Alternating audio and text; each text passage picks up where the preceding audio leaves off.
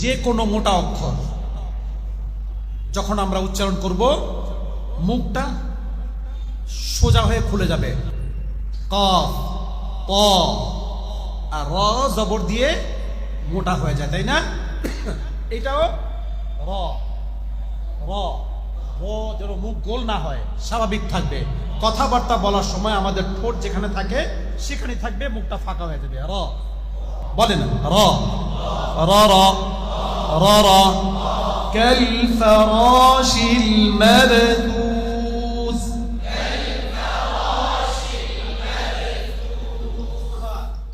আগা যেন ব্যবহার না হয়, জিহ্বার গোড়ার কিনারা উপরের মারিটাতে গোড়ার সাথে লাগাইয়া দদ। আর যদি জিহ্বার আগা ব্যবহার করে দেন দদ হবে, দদ দদ নয় দদ।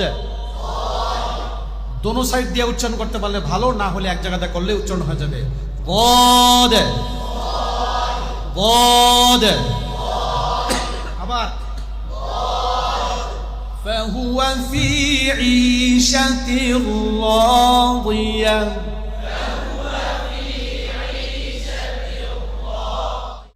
ইয়া ওয়াও জবর, মুখটাকে গোল করে ইয়াউমা ইয়াউমা, আরো নরম করে ইয়াউমা। জিহ্বার মাঝখান থেকে ইয়া, এত শক্ত করব না যে জিমের সাথে মিলে যায়। ইয়া ইয়া আইয়া, একসাথে আইয়া, একসাথে। এটা বলতে গিয়ে চেহারার বিকৃতি ঘটাবো না, আইয়া এমন করবো না, স্বাভাবিক।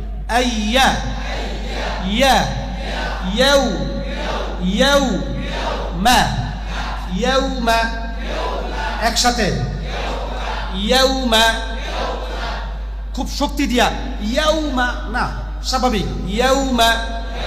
বলো